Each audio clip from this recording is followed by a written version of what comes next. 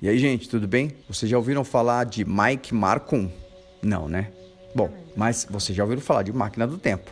Como não, né? Um assunto tão vívido nos dias de hoje, que vivemos um tempo de avanço tecnológico como nunca visto. Mas este Mike Marcum foi um dos homens que tiveram grande relevância desde meados dos anos de 1996, na década de 90. Por quê? Porque o homem desapareceu após ter criado uma suposta máquina do tempo.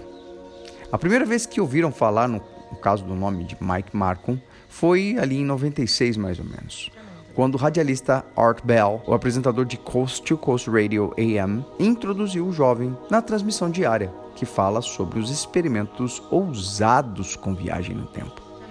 Um ano antes de aparecer diante de Bell, o estudante de engenharia elétrica de 22 anos de idade, apenas 22 anos, disse que começou a construir a sua própria máquina do tempo na varanda de sua casa, em Stanbury, Missouri, com uma aposta entre os seus amigos e para conseguir o número de vencedores para uma suposta loteria. Como se o dispositivo fosse, no caso, uma espécie de tabuleiro Ouija. Apelidando o dispositivo de A Escada de Jacó, fazendo referência à passagem bíblica. Durante os seus experimentos, Marcum reduziu a resistência do ar entre dois polos usando um laser de CD modificado, fazendo com que um arco de eletricidade se deslocasse de forma cíclica entre duas hastes metálicas. O tal projeto, a Escada de Jacó, era realmente muito complexo ao mesmo tempo que se construía de forma muito simples. Foi então que o jovem notou que, ao ligar o dispositivo, uma marca de calor circular em forma de vórtice foi impressa no piso de madeira da sua varanda. Marco lançou um parafuso através dele para ver o que acontecia. E, segundo ele, o objeto desapareceu por meio segundo, antes de reaparecer a alguns metros de distância. A felicidade do jovem, no entanto, durou pouco, visto que o laser do CD pegou fogo. Com isso, Marco decidiu que construiria o dispositivo do zero, só que em uma versão um pouco mais aprimorada, que pudesse, no caso, suportar alguns testes mais intensos. Mas para isso, era necessário transformadores maiores para gerar muito mais energia. E foi assim que Marcos roubou um transformador que pesava 136 quilos de um local de geração de energia em King City.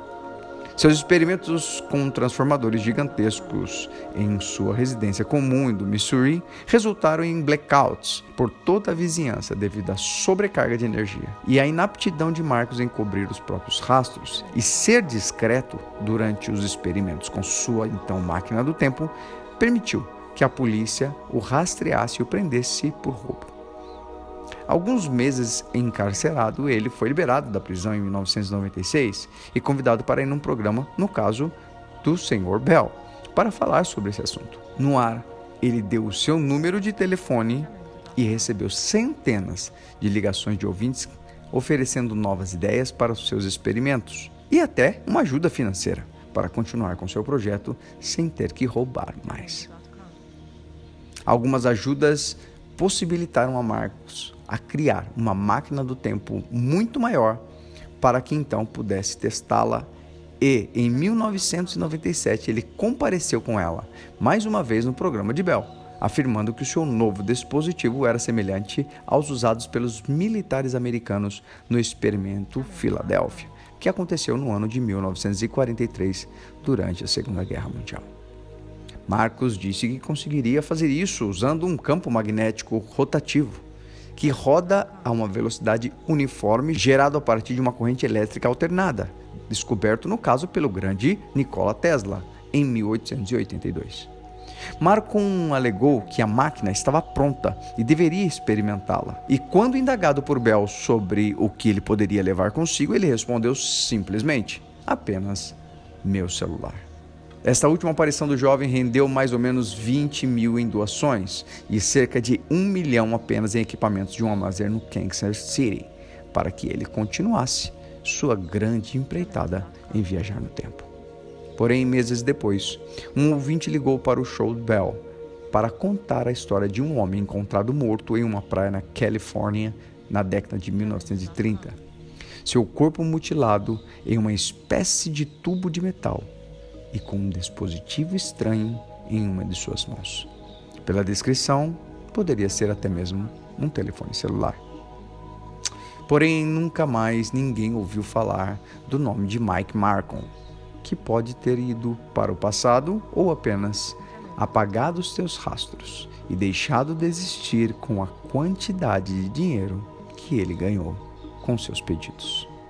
E aí, será que realmente Mark conseguiu viajar no tempo? Ou será que simplesmente foi mais um esperto na história de grandes espertos?